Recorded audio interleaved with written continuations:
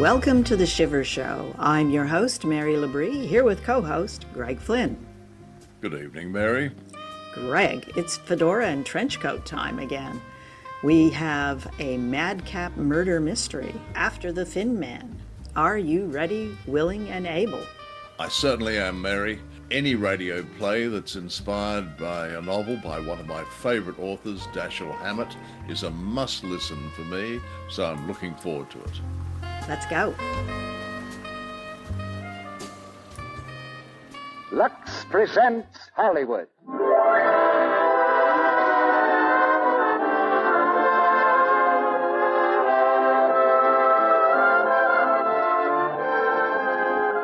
The Lux Radio Theatre brings you William Powell and Myrna in After the Thin Man.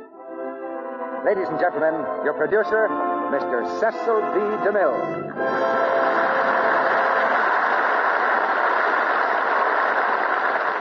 Greetings from Hollywood, ladies and gentlemen. Tonight, our play is After the Thin Man, adapted from the MGM picture, and naturally starring the same two players that go with the Thin Man story, Myrna and William Powell. We'll raise the curtain on the first act of After the Thin Man. The railroad station in San Francisco. Into the dim maze of tracks rolls a mighty streamliner, sleek and shiny, after its mad dash across the country. With a final throb of its powerful engines, it comes to rest. From the gate tumbles a crowd of reporters and photographers.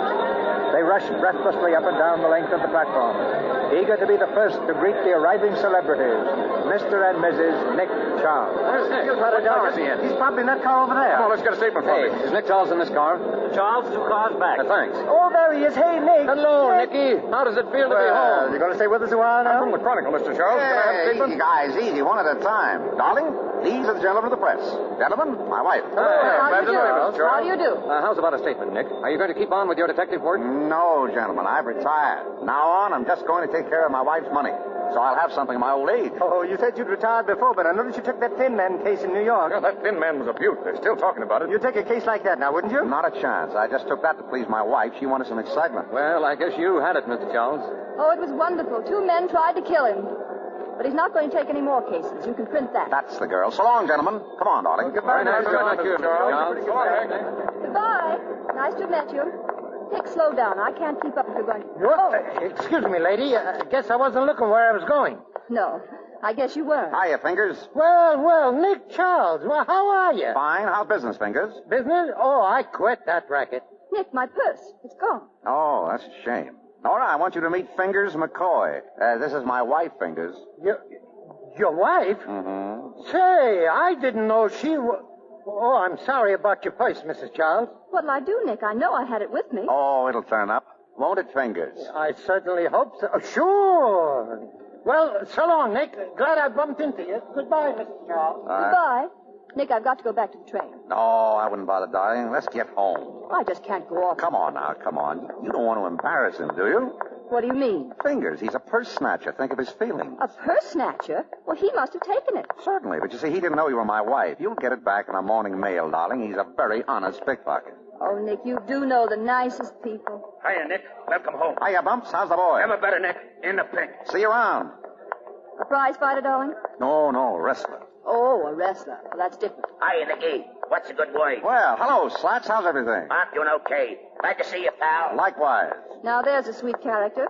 He ought to be in jail just to play safe. He got out last Tuesday. Oh. Welcome home, Nora. Oh, hello. Thank you. Nice to see you, my dear. Thank you very much. Now, who are those people, darling? You wouldn't know them. They're respectable. Oh.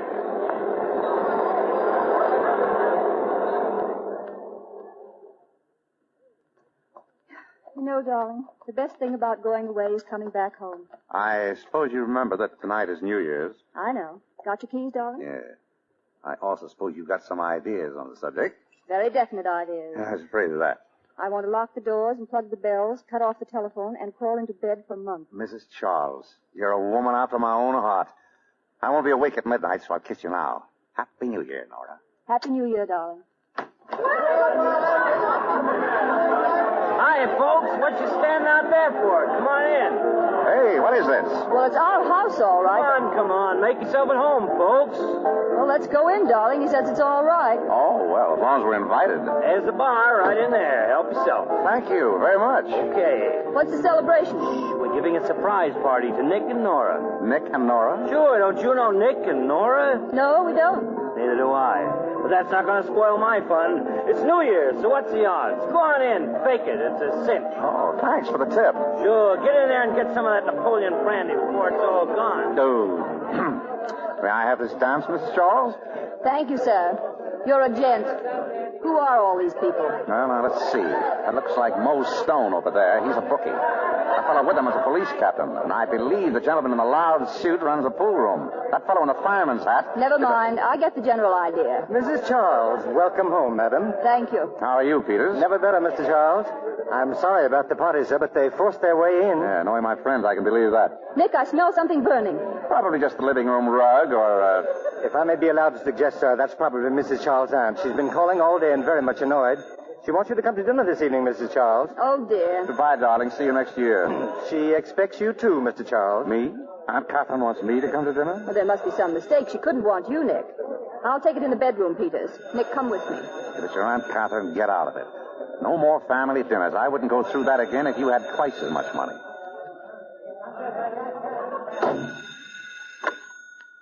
Hello? Hello, Nora. Who is this? This is Selma. Oh, hello, darling. Darling, Aunt Catherine? Shut up. It's my cousin Selma. How are you, Selma? Nora, I had to call you. I wanted to make sure you were coming tonight. Well, I'm afraid not, Selma. You see... Nora, you've got to come. I'm in terrible trouble. What? Please, I can't tell you now, but you must come. I'm desperate. Oh, wait a minute. Selma, put down that phone. I won't. I'm speaking to Nora. Hello? I told you not to call anyone. Hello, Selma. Give me the phone. Hello, dear. Hello, is this... How are you, Nora? This is Aunt Catherine. Well, what's the matter with Selma? Oh, nothing at all, dear. You know Selma well enough not to pay too much attention to her. We'll see you tonight, Nora. Well, you see, it's New Year's Eve, Aunt Catherine. The old battle axe. Shut up. What? Excuse me, Aunt Catherine. I was talking to the dog. Oh. We'll expect you at 7:30. All right, Aunt Catherine. We'll come. Goodbye.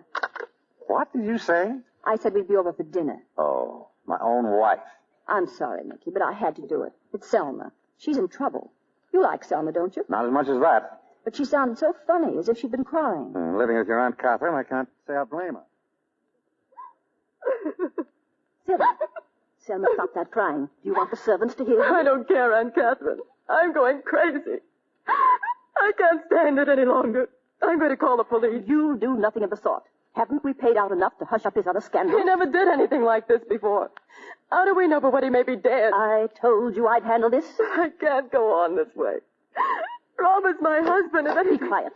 Yes, Henry? Beg pardon, madam, but shall I set a place for Mr. Robert tonight? Certainly. Mr. Robert will be here. Very good, madam. You know he won't be here, Aunt Catherine. I know nothing of the sort. Now go upstairs and make yourself presentable. When Nora comes, I'm going to tell her. You will not tell her. I will not have that husband of hers snooping into our family affairs. I don't care. He can help us. I'm going to tell him the whole story.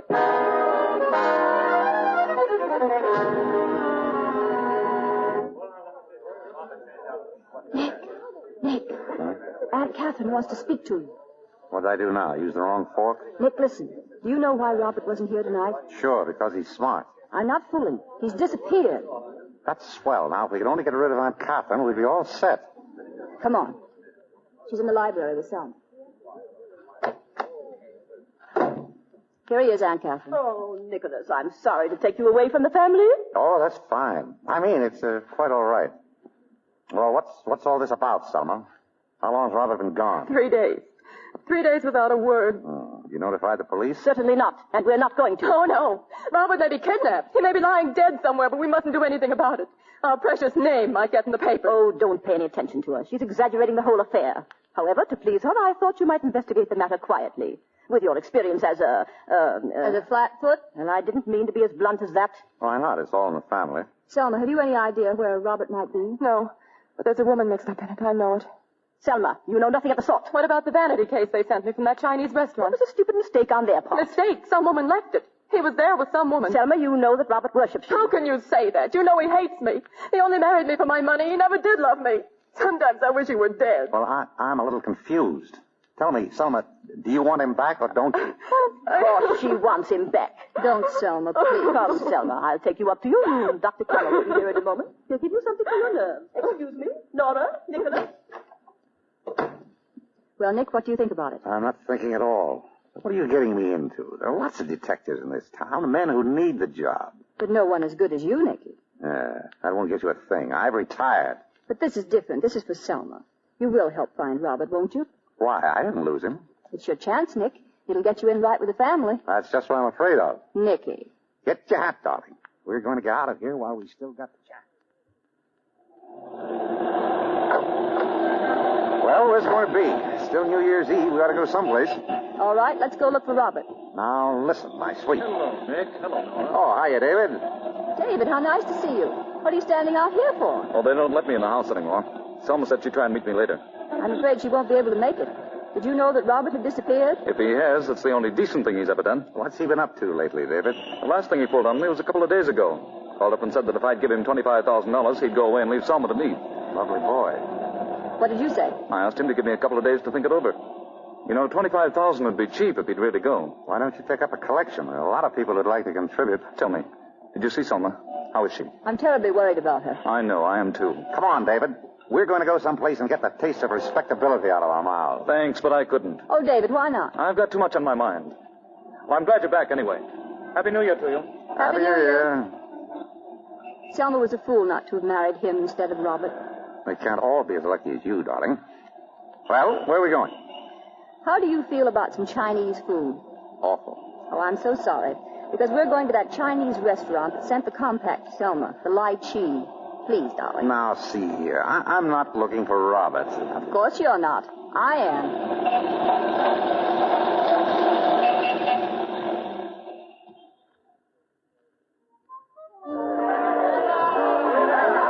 Hey, boss. Yeah? Fella here wants a table. Well, tell him we're all filled up. I did. He says to tell you his name is Nick Charles. Nick Charles? Where is he? Over by the door.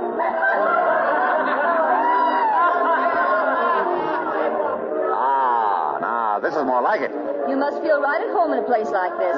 Too bad we didn't bring Aunt Catherine. Hello, Nick. How are you? Hello, Dancer.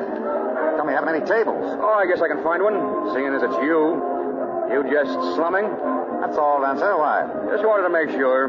I don't like business calls on New Year's. Oh, say, I want you to be my partner. Hey, Lum Key, come here. Yes? I want you to meet a friend of mine, Lum Key. This is Nick Charles. And Mrs. Charles. Oh, I'm your friend. You bet you. You sent his brother up, Nick. Lam Ying. Remember? Oh, yes. He's the one who spread a tongue war out to include sticking up a bank. Oh, you bet you. You catch my brother. You play trick on him. Who played trick on him who'll catch him, you bet you. You still in jail? Oh, you bet you. 4 5 years more. Goodbye. Have a nice time, please. Is he a Tong man, too, Mr. Dancer? No, but you never can tell how close brothers are. I thought you might like to know, Nick. Thanks. He's a good guy to have liking you. Oh, there's a table over there by the wall. This way, Mrs. Charles. Nicky, there's Robert. I know. I saw him before. Why didn't you tell me? Robert? Oh, hello. Good evening, Robert. Happy New Year. Is it? Robert, what are you doing in a place like this? We just saw Selma, Robert. Yeah? She's terribly worried about you. Don't you think you'd better go home? Sure, I'll go home. When I feel like it, and not before. Robert! Oh, let him go. Got your table, Nick. Oh, is that fellow a friend of yours? On the contrary, he's a relation. He's been hanging around here drunk for 3 days. He's got a case on our prima donna. I wish you'd toss him out. His wife is going crazy. Oh, that's too bad. I'll speak to his girlfriend. Well, I've done my duty. Hey, Polly, come here. What's up, Dancer? Now, listen. That boyfriend of yours is pretty drunk. So what? I thought that was the idea. Keep him happy. Sure, but a couple of his relations just blew in. Relations? What do we do? Well, give the customers one more song and then knock off for the night and take him out of here. Okay, but I'm getting sick of that guy. It'll just be Lamora, honey, and then he can turn him loose. Tomorrow's a holiday. The banks will be closed. That's right. Well, then the next day. What's the difference? Ain't it worth it? I guess so. That's the girl. I'll make it snappy, Polly. I'll keep an eye on her. Hey, Polly. Yeah, what? I got a message for you. What is it? Your brother's looking for you. My brother? Where is he? In your dressing room. He wants to see you right away. Hello, Polly. What's the matter? You don't look so happy to see me. Please, Phil, don't try to start anything. I'm in a hurry. You've been in a hurry ever since I got back. Can I help it if I gotta work? That's not what I'm kicking about. What's going on with this drunk Robert Landis? Nothing. Oh, no? Then what's this check doing on your dressing table? Give me that. A check made out to you, signed by Robert Landis. Get out of here. What are you... Shut up or I'll smack you right in the teeth. I'm in on this, you know. Phil, please. If you don't cut me in, the party's off. I can't cut you in. The check's yours, ain't it? Yes, but... But what? But what? Let me go. Let me... Sure. But this is just to remind you that I'm in on the deal. You big lug. Look what you've done to my face. How am I going to explain that? There's a lot of things you'll have to explain before I'm through. You and Dancer are taking this Landis guy for plenty of dough, aren't you? What about it? How much? Come on, how much? 25,000. Did you get it yet? No. Go ahead, spill it. Some friend of his wife's is putting it up to get him to leave her alone. So you're going to keep him drunk and then collect it for him? When? I don't know. When, I said? Tomorrow night. Okay. I'll be around the next morning. Early. What are you doing here? Hiya, Dancer. Just leaving. So long, Polly. What did that heel want? Nothing. It's okay, Dancer. Now listen, there's a switch in the plans. I just heard that dough is being handed over tonight. Tonight? That David guy is meeting Landis in front of his house. Now, you better be with Landis, see? I'll be there. I told Nick that you were taking Landis home. Now, make sure they see you as you go out. Sure. And when the dough's delivered, you know what to do. I'll be across the street just in case something goes wrong. Now, get going.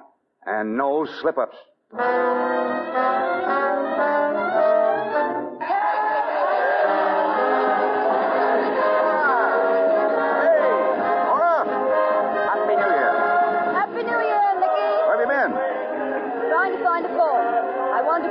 And see if Robert got home. Oh, come on. There must be a phone in Dance's office. He won't mind.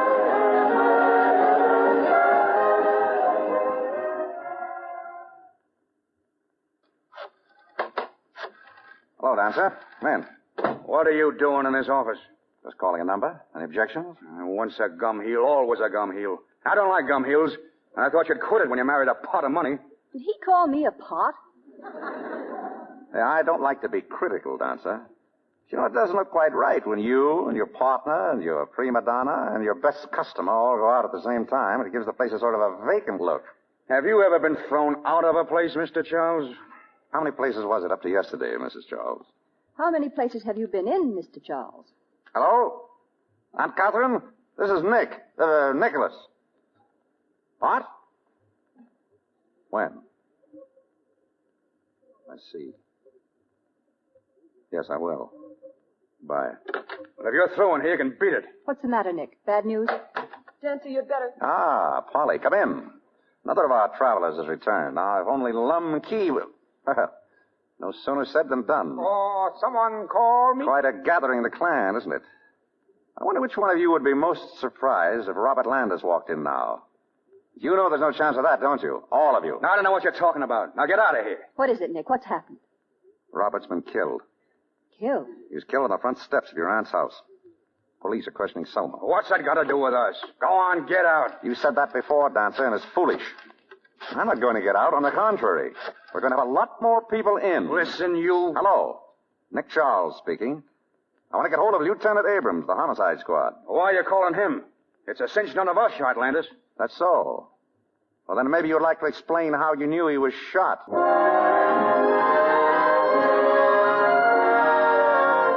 It's 2 hours later. With mystery shrouding the death of Robert Landis, the police have been questioning Selma, who discovered the body. Now the grilling is over, and her nerves are worn to the breaking point. They're going to arrest me. They're going to arrest me, Nora. No, of course they won't. They all believe I did it. Aunt Catherine, everyone. They don't, Selma. They don't think that at all. I know. I heard them. Now, darling. But I didn't kill him, Nora. I didn't. I'm sure I didn't. I couldn't have. What? What do you mean? Nora, you'll help me, won't you? Tell me what happened. Everything. He came to the house at midnight to get his things. He said he was leaving me. I tried to stop him. He pushed me away and went down the stairs. I followed him to the front door. While he was letting himself out, I went to the library table. There was a gun there. A gun, Selma? I didn't mean to use it. I only wanted to frighten him, to make him come back and listen to me. All right. Go on. I went to the door. He was standing on the steps looking up and down the street. And then there was a shot, and he fell. Where did the shot come from? I don't know. All right, darling. Never mind. You've been through enough. You'd better lie down now and rest. I can't rest. I've got to think. Nora. Yes? David. What about David? He thinks I'm guilty, too. He thinks I killed Robert. Selma, how could... He must think so, or he wouldn't have taken... He wouldn't have taken what? Nothing. But he mustn't think that. I couldn't bear it. You must tell him. Tell him I didn't do it. Couldn't you tell him? No, somebody might be listening. You go to him. Tell him. Hurry.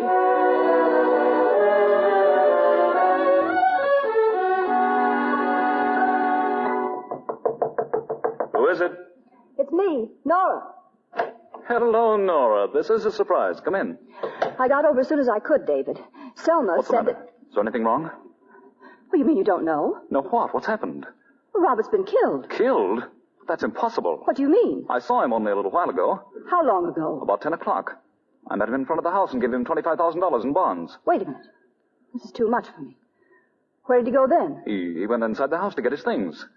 Oh, then it was when he came out again that he was shot. I've got to see Selma. Will you come with me? Come on. No, you don't. Stay right where you are, the both of you. What is this? Who are you? Detective Malloy, Homicide Squad. We've had our eye on you, buddy. Trying to make a getaway, huh? Are you crazy? Listen, someone's been kidding you, officer. Sure. Remember, you were kidding, too, when you were seen throwing that gun into the river. David. It's all right. There's been a mistake. Tell Selma, will you? All right. Come here, sister. You're not telling anybody anything. You're going along with us. Where? Down to headquarters. Oh, oh, you don't understand. I'm Mrs. Nick Charles. Oh, yeah? And I'm Mother Goose. Come on, step on it.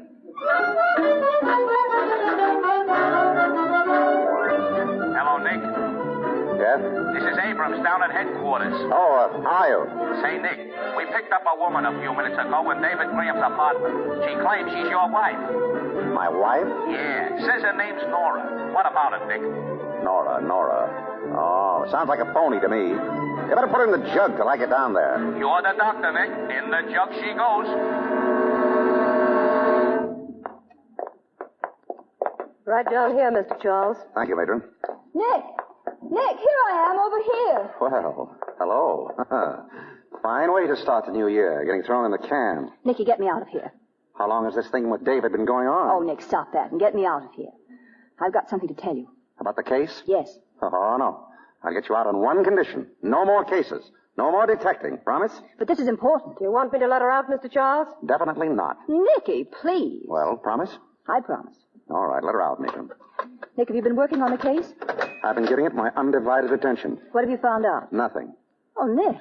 The only new development is that Polly has a brother. Where, we don't know. What about her and Dancer and Lum Key? All in the neighborhood at the time of the shooting. We've established that, but we can't prove a thing. But, Nick, somebody killed him. Yes, I think that's been proved. Mrs. Charles? Yes? Lieutenant Abrams wants you for questioning. Questioning? Nicky, they don't think I'm mixed up in this. Don't worry, darling. If they find you guilty, I'll write you every day. This way, please. Nicky. Now tell me, Mr. Graham, were you and Robert Landis on good terms? Decidedly not. On bad terms, Mr. Graham? Very bad. You and Mrs. Landis were once engaged, weren't you? Until Landis came along? Yes. Ever ask her to divorce him and marry you? I may have. But she never said she would. But you hoped she would. And you thought that with him out of the way, she might. I didn't kill Robert. No, of course not. But you did pay him to go away. Yes. Lieutenant Abrams, my wife. Oh, come on in. I gotta ask her some questions, Mr. Charles. I'm sorry. Quite all right. Go ahead. Now, Mrs. Charles, why did you go to Mr. Graham's apartment? What? Maybe I'd better leave. No. Selma had a silly idea that David thought she killed Robert. She wanted me to tell him that she didn't. Why, I can't imagine how she could think a thing like that. It's ridiculous. I haven't seen her for a couple of days. Here's Mrs. Landis, boss. No. Will you come in, Mrs. Landis? David. Oh, I didn't want you dragged into this. No, it's all right, dear. Mrs. Landis, why did Mr. Graham think you killed your husband? I never said that. I never thought it for 1 minute. Don't, David. He had every right to think I did it. He's just trying to protect me. He heard a shot. He rushed up to me and saw me standing near Robert with a gun in my hand. But I didn't fire the shot. It came from the street. You mean you didn't kill him? No, look at the gun, David. It hasn't been fired. Oh, Selma, forgive me. Oh, of course I forgive you. Well, that's all cleared up. Go on, Nora. It isn't cleared up as far as I'm concerned. I've got to have something more than that. Where's that gun, Mrs. Landis? I've got to see that gun. Well, I haven't got it. What? Well, David took it from me. David, where's the gun? What is it, David? Selma, I thought you were guilty. I thought I was doing the only thing. I threw it away. You threw it away? I threw it into the river. Oh, that's marvelous. Well, they can get it. I'll tell them where I threw it. I'll get divers to go down after it. They'll find it. They must. Bowie, she don't want that gun back any more than you do. Hey, Mac, Swear out a warrant for the arrest of Mrs. Robert Landis on suspicion of murder.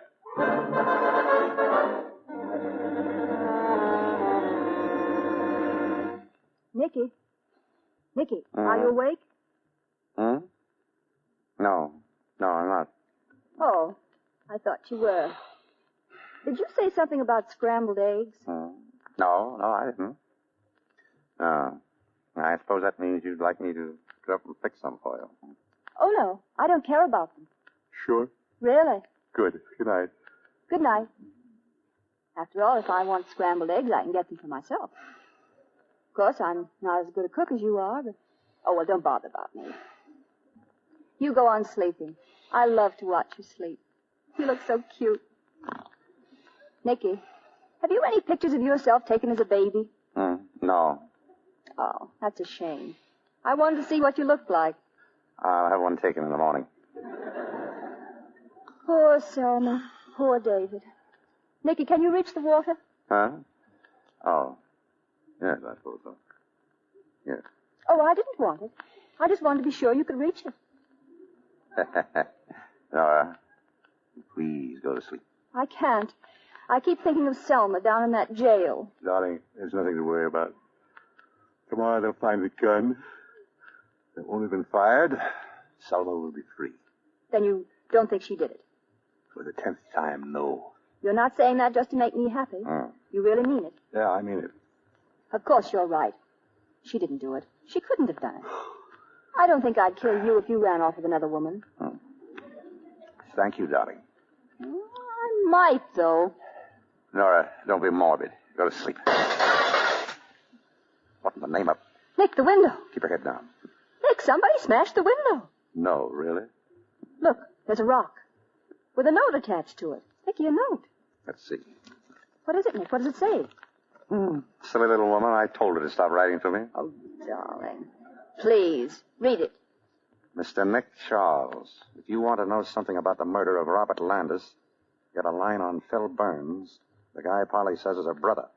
He's an ex-con and was married to Polly in Topeka, Kansas 3 years ago. Married 3 years ago. What are we supposed to do? Send him an anniversary present? Look at the way this fellow spells Topeka. T-O-P-E-K-E-R. What's the matter with that? Nothing, darling. Good night. Oh, Nick, you can't go back to sleep now. Phone Abrams. What, and have him here, keeping us up all night?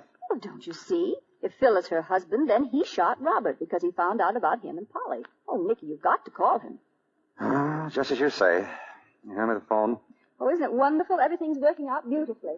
All we have to do is find this fellow Phil Burns, and we've got the murderer. Here, darling, call him and tell... Now, who can that be? Oh? Hello, Nick. This is Abrams. Oh, I was just going to call you. Yeah? Well, maybe you better get down here. You know that guy, Phil Burns, Polly's brother? Yeah, what about him? We traced him to his hotel. You find him? Yeah, but somebody else found him first. He's been murdered.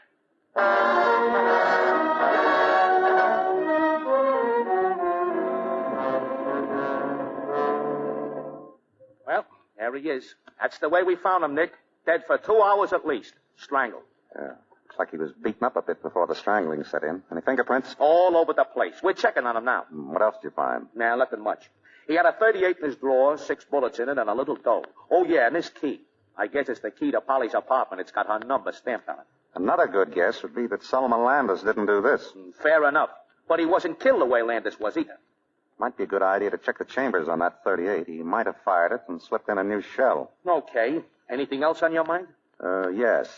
That key to Polly's apartment. Could I borrow that for an hour? Sure. Here. Maybe you better give me a skeleton key, too, just for good measure. Okay. What are you looking for? I have the faintest idea. Just a hunch. Call you later. Okay. Nick, what did you find in there? Dead man. Is that all? Isn't that enough? Where are we going now? Well, I don't know about you. I'm going to visit Polly Burns. At this time of night? Without a chaperone? Nora, this is purely business. For me, too. Come on, darling.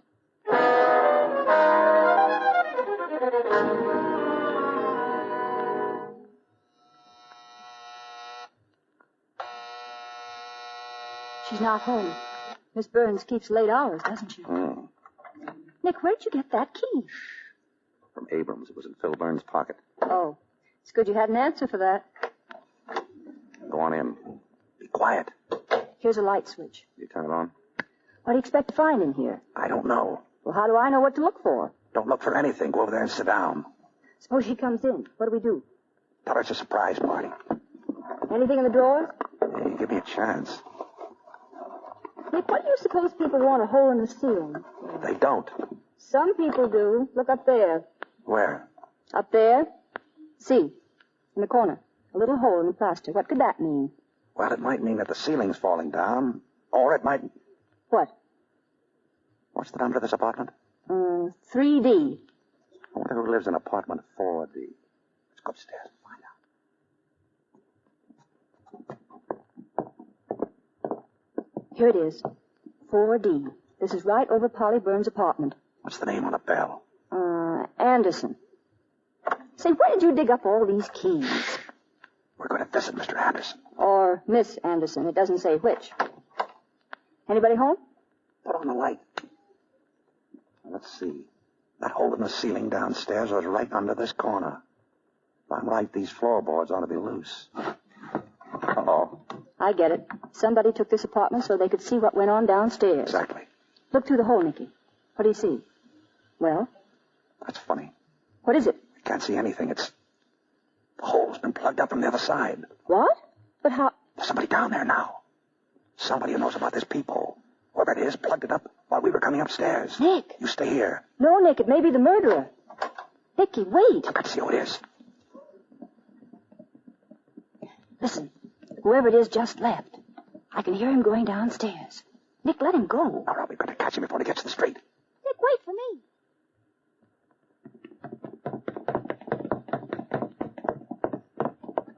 Well, did you see who it was? No.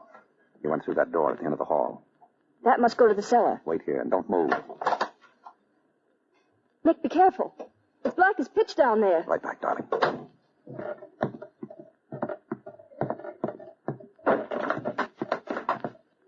Would you like to come on upstairs? Or I'll have to come and get you. All right. Have it your way.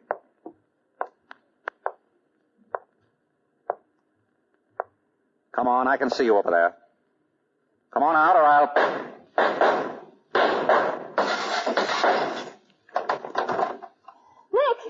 Nick, are you all right? I'm okay. Come on down. I can't see. Nicky, did he get you? No, but I didn't get him either. He got out through a window over there. Oh, darling, I was so scared. Where are you? Oh, put your arms around me, darling. Are you sure you're all right? Oh, Nicky, you're bleeding. What are you talking about? I'm not bleeding. Nick, where are you? I'm here. Well, then who's this man over here?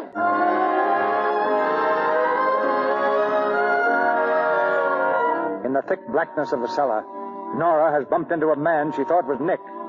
Now she discovers her mistake, and Nick rushes to her side. With quick, tense fingers, he strikes a match. There, in the wavering light, a man stands, propped against the wall. As they stare at his gleaming white face, he slumps to the floor at their feet. Nick. All right, take it easy. What's the matter with him? Is he... Yeah. He's dead. Shot. But when was he? I've seen that man before. You know him? Who is he? Light another match. Quick. Well? Of course I know him. His name is Pedro Dominguez. He used to be my father's gardener about 6 years ago. Your father's gardener? Oh, that does a lot of good. Come on, we better call Abrams.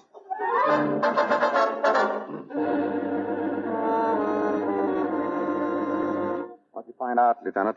Was I right about his name? Yes, you were, Mrs. Charles. Pedro Dominguez. But he wasn't a gardener anymore. He was janitor of this building. Probably shot about 5 hours before you found him. But here's a very funny thing. Go ahead. We can stand a laugh right now. The telephone company tells us that about 11:30 last night, that'd be just before he was shot, someone here called up information and asked for Nick Charles' number. Our number? What would Pedro Dominguez be calling Nick for? I don't know. Do you, Nick? I can't imagine. I haven't even heard his name for 6 years. Did you remember him when you saw his face? No. That's funny, seeing he used to be Mrs. Charles' gardener. Who remembers a gardener unless he squirts a hose at you? Did you recognize him right away, Mrs. Charles? I had to look twice. He's a lot grayer than he used to be. By the way, What did you find out about the person in the apartment over at Polly Burns? Not a thing. Not a fingerprint in the place. Not a stitch of clothes. Only a hunk of lead pipe and a ladder. Piece of lead pipe and a ladder. Well, that's interesting.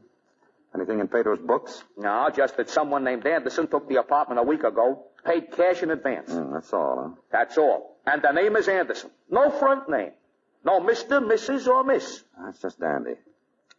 You know, I've got a feeling that if we could just find out who took that room, we might have our murderer. Well, what do you think we ought to do? Get them all together in the Anderson apartment. Everyone that's mixed up in this.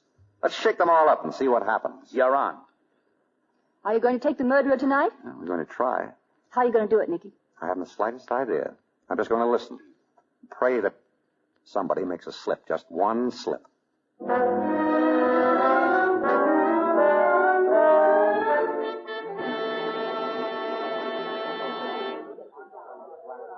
got it? You get them all here? All set and waiting, Nick. Picked up Dancer and Lumpkey at the Lychee. Polly was with them. Then there's that David Graham guy and your wife's cousin, Selma Landis. Anyone else? Yeah, a fat dame they call Aunt Catherine. I brought her along for luck. Swell. Oh, say, before you go in, I checked Phil Burns' apartment. Dancer's fingerprints were all over the joint. Dancers, you sure? Sure, I'm sure. You haven't told him, have you? Not yet. All right, don't. What's your plan, Nick? Build up a case against each of them. Throw all we've got at them and throw it hard enough to bounce. I'll make it bounce, all right. And keep them talking. Nick, come on. The party's getting dull. Coming? Evening. Shut that door, please, Lieutenant. Sure. Ladies and gentlemen, I asked you all down here because we've just found that another murder has been committed. He's a man I think you all know. Pedro Dominguez. Pedro killed? Yes. What do you know about it, Polly? Nothing. I only saw him a couple of times when I went down to pay my rent. What about you, Dancer? You're in and out of this apartment. You must have known him. Sure, I know him. So what? You, Lumpkey? I never been in this house before. You knew him, Selma. Well, no, I don't think You remember Selma. He was our gardener 6 years ago. Oh. David, you remember Pedro Dominguez? Yes, vaguely. A man with long white mustaches. What did you know about him, Mr. Graham? Nothing. That was 6 years ago. I haven't seen him since. Nicholas, I can't see what possible connection this can have with us. It's very simple, Aunt Catherine. You see, Pedro and Robert were both shot with the same gun. I have nothing to do with it. Now, there was some monkey business going on we want to find out about. Seems that 1 week ago, Pedro rented an apartment to someone calling himself or herself Anderson. Did you ever see this Anderson, Polly? No. Did you ever hear anyone in the apartment just over you? No. I thought not. This Anderson intended to climb down into your apartment one night with the aid of a ladder and polish off Robert with this lead pipe. Then he was going to climb up to his place again and leave you holding the bag for Robert's murder. Now, do you know anyone who would be interested enough in you to do that? Why, no. You're Dancer's girl, aren't you? I work for him. That's not what he asked. Well? Did Dancer know that you were going away with Robert? Why? Come on. You told us before. You said you'd keep that a secret. I'll never trust a cop again. If you made a dicker with the police, okay, Polly. But that ladder stuff's a lot of malarkey, Nick. No one did come down that ladder, and Landis wasn't killed in her place. The only reason the murderer didn't kill him that way was because he was found out. Pedro came in yesterday to clean up Anderson's apartment and discover the loose boards on the floor. He didn't like the looks of things, so he put a new lock on the door. When Anderson came in, he found he was locked out. He heard Pedro telephoning me, and he killed him. So what? So, who is Anderson? I'll bite. Who? Polly. Phil had a key to your apartment, and Dancer had one. Yeah. Who else? Nobody. He's trying to hang this murder up on us to protect his own family. That's Selma Dane. She knocked her husband off. Everybody knows that. And then you got your boyfriend, David, to throw away the gun. That's a lie. Now, just a minute, please. Look, Dancer, let's come clean. You and Polly and Lum Key were out to shake Robert Landis down for $25,000, right? Oh, sure. Then I suppose I knock him off and stir up all this fuss before I get the dough. What kind of a stumble bum does that make me out to be? You're the kind of a stumble bum that left your fingerprints all over the room when you killed Phil Burns. Phil? Phil's dead? Yes, strangled. Well, I didn't do it. Then why did you go to his place? Because I thought he'd gummed up my game. I figured he'd try to stick up Landis and had to kill him. So I pushed him around a little to learn the manners. And when I left him, he had a split lip and a couple of dents in him. But he was just as much alive as you are, if that means anything. Polly, who knew Phil was your husband? What? You were married, weren't you? Yeah, but... So Phil was your husband? As if you didn't know. I never knew till now. But I wish I had, Polly. Didn't you ever tell anyone that you were married, Polly? No. Would Phil have told? No. Did you and Phil talk about it? Yeah, one night last week. But no one could have heard. We were alone, down in my room. Alone? Don't forget Anderson could hear everything that went on in your room. Lieutenant, when was Phil Burns killed? Oh, about 2, near as we can figure. At 3:30, Anderson threw this note in at my window. He was beginning to use some of the information he'd gathered while he was up here. Dancer, how do you spell Topeka? None of your business. This note is a poor attempt at illiteracy. The easy words are spelled wrong and the tough ones right. Like to see it, Lumkey? It was meant just to steer me down to Phil's place to find his body. And your fingerprints, Dancer. Someone's framing you, Dancer. Yeah? You say you don't know this Pedro, Lumkey? No. Well, I've got a picture of him right here. This picture was taken about 6 years ago when... Nick, what is it? Nothing. Except that all this time I've been waiting for someone to make a slip. And someone has made it. Who? We've been wrong. This wasn't a killing for money. It was a murder of hatred. Revenge. Polly, what did Phil go to the pen for? Blackmail. Blackmail. David, when were you supposed to give Robert the money to go away? This morning. In cash? Yes. But when he decided to go last night, you had to give him bonds. Yes. Where were you going to get cash on New Year's Day? A bank holiday. Funny, I forgot about that. No, you didn't, David. You never meant to give Robert that money. You didn't want him to go away. You wanted to kill him. You were going to get even with him for taking Selma away from you. Nora, is he fooling? Sure. And you were fooling when you said you hadn't seen Pedro for 6 years. You said Pedro had long white mustaches. Well, he's got long white mustaches now.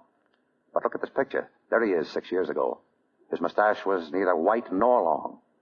You didn't notice him 6 years ago any more than I did. You remember him as he was last night when you shot him. You killed him, and then you killed Robert. Phil saw you do it. He was going to blackmail you, so you had to kill him, too.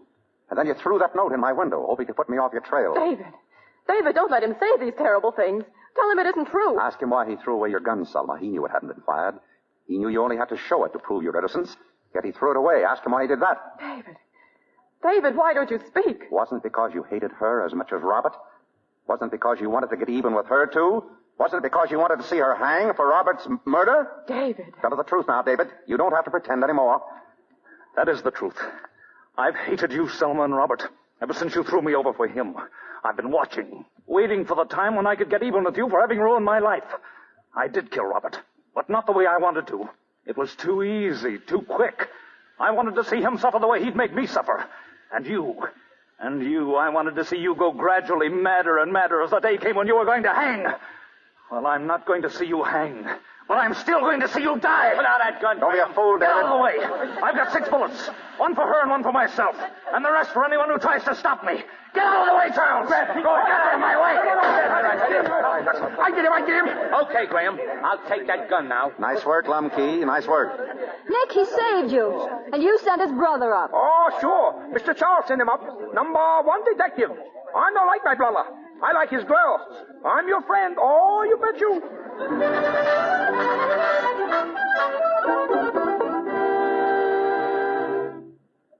Tired, darling? Not very.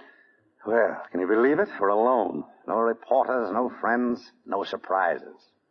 I suppose we really should decide where we're going. Oh, do you care? No, but I haven't any clothes. All the better. You won't have to pack.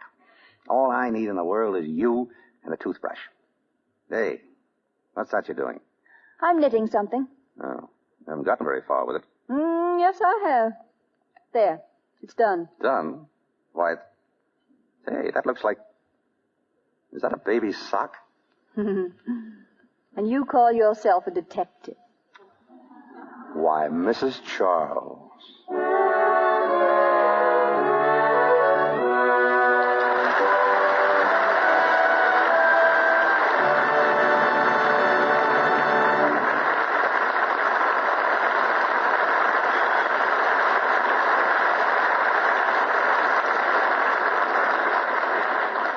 We draw the curtain on After the Thin Men. Here's Mr. DeMille with our stars. As Bill Powell and Myrna return to the microphone, we offer our congratulations to the Thin Man on some first-class detective work. Cecil, you're seldom wrong, but I'll have to mark that one up against you.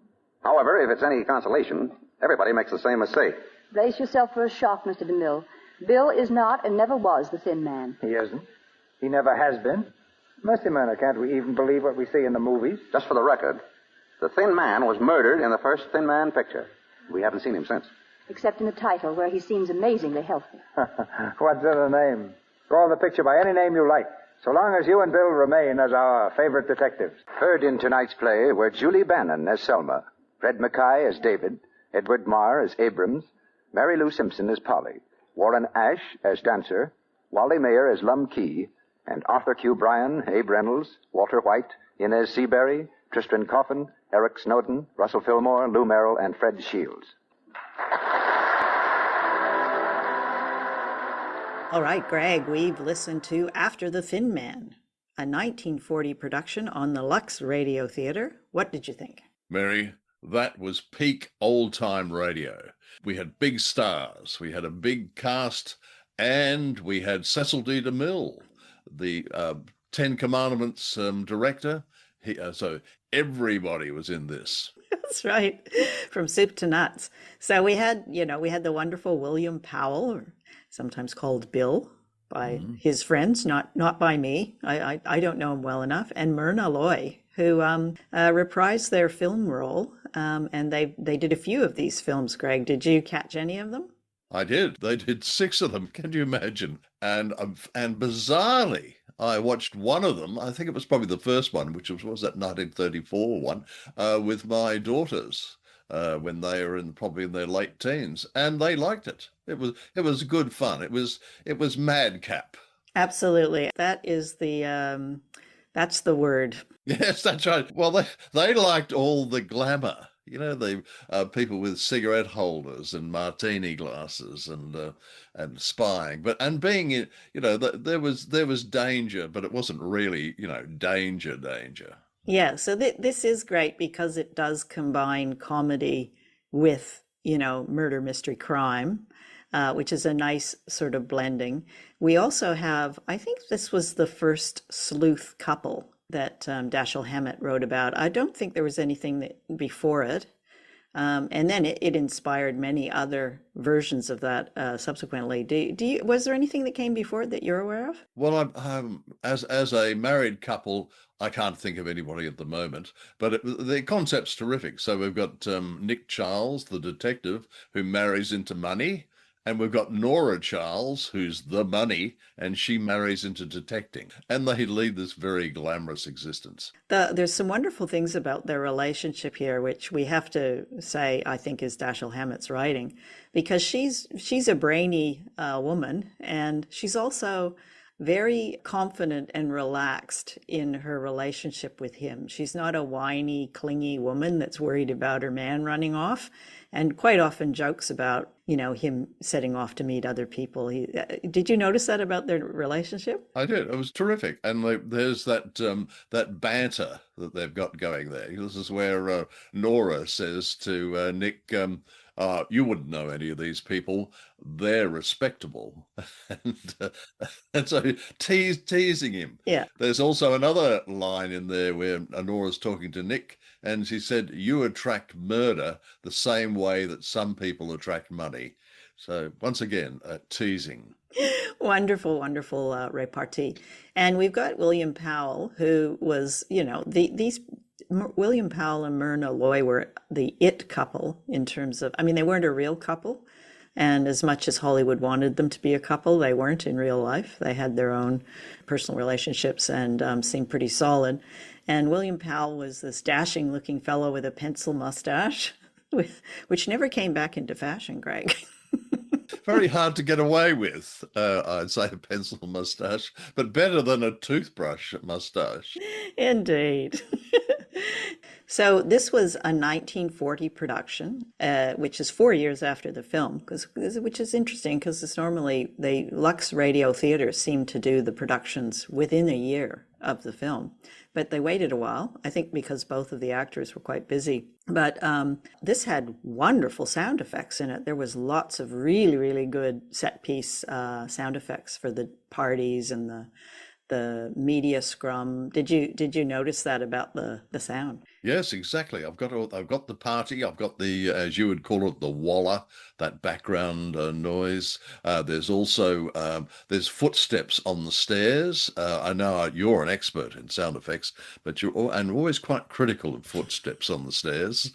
And these were also not great. Oh, there's no pleasing you. No, there pleasing. isn't. Not when it comes to footsteps. I'm sorry. You got to make them. You got to do the real thing. That's my view. You got to walk the talk. But in regards to sound and the music, my God, now presumably that was a live orchestra, and it seemed to be sitting on the laps of the actors. Indeed, it was. It was a live orchestra. This must have been, from a production point of view, just like spectacular, really. When I was researching this specific production, they thought it was possibly the most expensive radio production that was made during this era. I can imagine that. They had a huge cast. They had multiple characters. But my favourite one was Lum Chi. Now, Lum Chi was played by Wally Ma, who was born in Cincinnati. Now, that won't surprise you, because it wasn't so much as a parody Chinese accent as borderline racist. I underlined Chinese accent, exclamation mark in my notes when I heard that. You know, things have moved on since, and they actually use people of Chinese American heritage now for these types of parts, but they didn't back then. Well, quite true. And one of the other actors, who I don't know very well, Fred Mackay, he played the role of David. David was the naughty rascal chap. And in the original movie, it was Jimmy Stewart, a very young Jimmy Stewart. Ah. Which throws you off, because when you see Jimmy Stewart, you think nice guy, but he turned out that he wasn't. I liked the completely unprompted confession at the end. I mean, he just spills the beans. That's right. Well, this is my heart goes out to the writers. You know, they've got whatever it is. They got 45 seconds. They got to wrap this baby up. It was a bit alarming that it happened so quickly, but I understood that time was of the essence, and we had to move this along. I was going to bring us back to Myrna Loy. Now, I adore Myrna Loy, and she was in one of my favourite films, Mr. Blandings Builds a Dream House, with Cary Grant, which was a knockout. Yeah, she was a wonderful comedic actress. I have not seen that film. That's something I have to check out. Well, one of the things they're looking for is a flower sink, because in their New York apartment, which is tiny, they couldn't have anything like that. What is a flower sink? Well, that's where I'm glad you asked. That's where, when you're making a large bouquet, you take all the flowers and then you chop off the ends, and you've got water and you've got places to dispose of. I was thinking about this married sleuth trope that I think was created by Dashiell Hammett and by this film series, and I was thinking, how has that influenced? I was thinking about subsequent productions where there's a couple, and I could only think of sort of assassins and spies. Could you think of any mystery solving couples? No, I can't. I can picture there must have been something in the 70s or the early 80s. The other couples, in inverted commas, prior to Nick and Nora, there was, of course, Sherlock Holmes and Watson. There was Hercule Poirot and Captain Hastings. Yeah, but it's always bros. There's not a woman. And purely platonic, I should point out. We assume it's platonic. Who knows, Greg? I wouldn't like to judge. They haven't done a gay Sherlock and Watson, have they? But I think the thing with this is it reinforces the idea that crime or murder mysteries can be, stylish and fun and a bit madcap, because I think before that they tended to be very serious. Like if you think of something like Dragnet, it's not exactly madcap, is it, Greg? You've raised a very delicate matter. Well, you know that I never forgive and never forget, but you've just reminded me. when I had a novel published by Random House, The Berlin Cross, probably still available on eBay. And after that, a number of publishers asked me to submit manuscripts. And at one of those publishing houses, one of the publishers was standing there, basically at the front door with a clothes peg on her nose and holding my manuscript with barbecue tongs as far away as she could get it from it. And she said, "No, we don't want any of this. Aww. No room for your style," which combines, this is a crime story, with drama and comic elements. So there's no market for witty writing with drama. So obviously this complete dill, as we'd say in Australia, had never read any of Mick Herron's Slow Horses stories, or in fact Dashiell Hammett's Nick and Nora stories. Yeah, absolutely. No, this is a person who doesn't understand trends also. I mean, look at something like Pulp Fiction. It's extremely, it's a gritty crime drama, but lots of dark humor, and it's fabulous. Once again, I totally and utterly agree with you, Mary. So profound. You're just ahead of your time, Greg, that's all. Mary just wanted to raise one little point in regards to the title, The Thin Man. The Thin Man was a character in the original novel. His name was Clyde Wynette, I think that's how you pronounce it. The character was an eccentric inventor who goes missing. And although he doesn't appear in 5 of the movies, subsequent movies, nevertheless, they kept the Thin Man title going. Yeah. Powell does get asked that at the end of this production. And he said that the character, the Thin Man, that he isn't the Thin Man, by the way. He said, but the character, the Thin Man, dies in the first movie. He said he died. Yeah, that's right. He went missing. I'd rather be missing than dead. I think the idea that they may have been brought in to find him, only to discover, sadly, he'd gone to his maker. Yeah, because he denies he's the Thin Man, and I looked it up, and they said that he'd constantly had to say no. That's the character from the original novel and the first film. But they just kept it going. Yeah, they kept it going because it was recognizable and everyone, oh yeah, it's those two again. Greg, have you ever, with these Lux Radio Theatre productions, have you ever pondered what it must be like in the theater when they're making these? So we've got a live audience, we've got a orchestra sitting in the orchestra pit, we've got the actors up on the stage. Do you think they're just standing around reading into mics, or are they in some ways attempting to make it theatrical with some action? What do you think happens there? I can see them up there on stage, scripts in the hands, but working the microphone. I think because it's a radio production and all these performers are professionals, I think they're focusing on the radio play and not the audience. So I can see them huddled around a single microphone or two and giving their all, but be no different in their minds to being in an enclosed studio or on a theatrical stage. I don't think they're playing to the audience. Do you think the sound effect guys are up on the stage with them? Well, this is where it gets back to that orchestra, which actually sounded like it was sitting, smack next to them in tonight's play. And I can imagine that the sound effects people, particularly if they're doing something like horses' hooves, with the coconut shells, clippity-clop, sort of thing. I think they imagine they're pretty close in there. I don't think they're going to be sitting in a separate sound studio way off to the side. Look, I'm going to take an action to research that. To me, that's that's an interesting unanswered question, is what it actually looks like when you're watching one of these productions. But Greg, any final thoughts on After the Thin Man? Mary, what I'm going to do, because Nick and Nora have such fabulous and exotic and sophisticated lives, I'm going to mirror that. I'm going to squeeze into my dinner suit or my tuxedo, see if it'll fit. I don't know if the buttons actually do up. Pour myself a martini and try and look. And by the way, do you mind if you come over and draw a pencil moustache? With a very sharp pencil. Perhaps an eyebrow liner. Good night, Greg. Good night, Mary. That's our show for tonight. If you're listening to us on the radio right now, you may not know that we also are a podcast. You can find us on Apple Podcast, Spotify, and most of the podcasting platforms. And we're also on YouTube. Thank you for shivering with us, and we look forward to your company again next week.